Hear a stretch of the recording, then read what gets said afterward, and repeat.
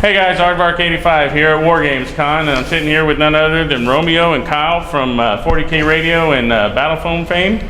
They're going to be setting up this weekend, so you guys will be setting up this weekend. Yeah, it's going to be fun. Like anything else, we go to as many conventions as we can, and we found that WarGamesCon is one of the favorites that we mark on our calendar because it's although it's a really big event, now almost 300 plus this year, it grows every year, and it's kind of what Adepticon did in its first couple years. Adepticon just had its 10-year mark, and they're up over 1,500 people, so that's hopefully where this will be in 10 years.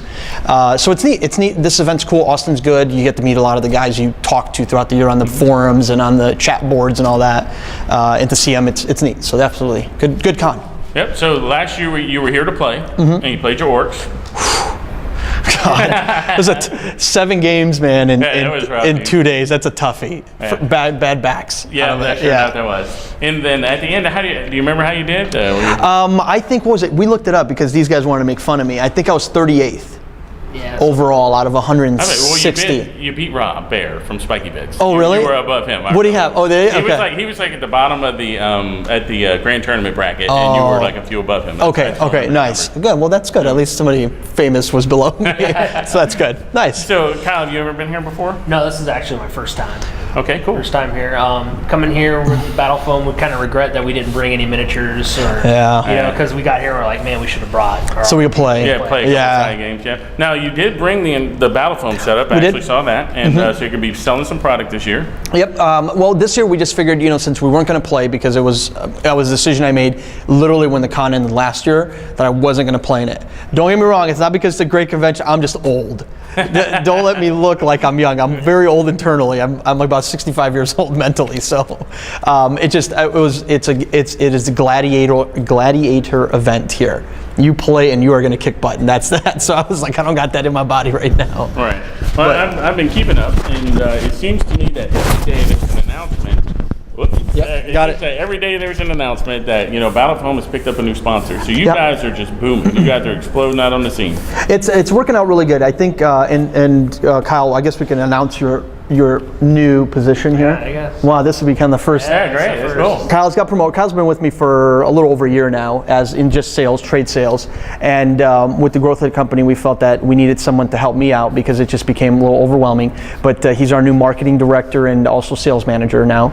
So he got promoted quite a bit. In our company, being a small company, only 20 or so people, with our UK facility, it's good to have now somebody helpful hand. But it's that kind of stuff. We needed because of the sponsorships we're getting, and we have a really big one that we can't announce yet because the paperwork isn't official. That is going to be a huge one for us. That isn't even the signs are like, tell us that I can't legally. I can't. I want it. Literally 2 days. Yeah, it's a really big one. It's a really big one. And don't speculate who it is because people are like, GW finally did it. I'll tell you this, it isn't GW. Wah. You heard it here. Yeah, you heard who it is at first, yeah. But it's a really big one, so we're very excited about that, and we're happy to even, any of the customers that become partners have taught us a lot. So it's neat to work with these companies because a lot of them are kind enough to let us into their back rooms kind of thing, see what they do and how they do it, and it's really advantageous because it helps us build our business better. Because we learn business models, we learn advertising models, we learn production things that we didn't know about, and it's really neat to work with these guys. So we're very happy. Don't forget about the two newest ones we have, though. Oh yeah, I'm sorry. Infinity and Mercs. Infinity and Mercs. So you were pointing out some new ones. Infinity Mercs coming out in September. Again, 2 great up and coming companies. Infinity's been around a while. It's been actually a good European brand for about 3 years. Just breaking in the United States. Just breaking in, right, and doing it fast. If you notice, fast. Kind of like Hamalfa was like boom. It was like it was there. Well, it wasn't there 1 minute, and then it was like everywhere the next minute. I think Infinity's gonna have that same tip, but for non-steamy, steampunky kind of. It's for anime guys. If you like. Don't say that. It's not like that. It is. That's what it is. See, look at where it's more of an anime style. Yeah, it's future. I look at it future. It's futuristic, but it has the anime style. If you like Robotech, Guyver, or anything like that. Well, something funny is actually I heard that Malifaux is actually very popular with the ladies. Very. Yeah, they say, so actually, I guess at Gen Con this year, they're running a speed dating service with Malifaux. Really? Yeah, Malifaux, sure enough. Wow, that should be. That could be either really awesome. That could be like a really bad. They would, it'd be great if they did like a wedding. If anybody met there, did like a Malifaux themed wedding. Yeah. And Nate and Eric would love to do it. They're the owners. They would love to come down and like dress up. I'm sure. I just totally put them on the wire. Nice. So Kyle, when you started out with the company, did you start out as someone working in the, just a guy hefting foam, or were you the radio personality? Or when I first started out with Battlefoam, I just started at trade sales, and then Romeo bought. Right about when I started, Romeo bought it from Spencer, bought 40K Radio, and Rick, Romeo, and George were the first ones and I was just kind of in the background, and they would bounce ideas off me, and we'd talk because we all play the game. And then George couldn't keep up with what he needed to do for the show. It was just a lot of responsibility. It is a lot of responsibility, a lot of work. And he was so far away. And he was remote. It was hard. And it was hard. So then that's when I came on. So I didn't start off as a radio personality, if you want to call me that. Right. I just started off doing trade sales, and and then just kind of went on from there. That. Yeah. Okay, good. Well, and that brings us to 40K Radio. How do you feel now that you picked this up from Spencer? And I had the luxury or the privilege of playing Spencer in Memphis. Oh, wow. And when they were still 40K Radio, that was my first exposure. Big One? The Big One, yeah. And I started listening to them then. And then, of course, they had their falling out, which was misfortunate. And then, lo and behold, you roll into the rescue. And you pick it up and you run with it. And how do you think that it's changed from when you picked it up from them to where you're at now? The one thing I want to say thanks to Spencer about was the fact that first of all, that was his baby. Everybody knows how passionate Spencer was about the show and about the community and the freebooters and everything. I mean, for him, that was like his life dream to be the Howard Stern of nerds. Right. And he did that. He achieved that, I think, quite well. In the short amount of time he did 40K Radio. And for him to, and I was one of his sponsors from early on because I believed what he was doing, what his plan was.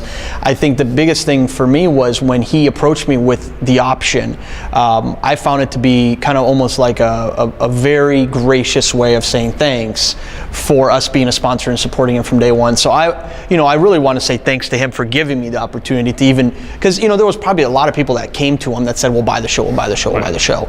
Because it's a huge IP, and for him to just decide that I was the guy for him to do it is kind of a thank you, to him. But it's more than I ever thought. It was meaning difficult. It's very difficult because making a product, at the end of the day, you can be a big jerk, you can come off as a idiot, you can come off as whatever, but your product still speaks for itself. Right. At the end of the day, if you're a terrible salesperson or a great salesperson and a face, they can hate you but love your products. 40K Radio is the face. Right. Like, we are the show. So like, if people don't like us personally, they don't like the show. Right. So that's a very difficult thing to balance, because I think you get in a situation where you have strong opinions, because we're all human beings. You either like an army, don't like an army, you like a rule set, you don't like a rule set, you hated this event because you got your butt kicked, or you loved it. And some other person may share the complete opposite opinion of that, which then that makes you in their crosshairs. Right.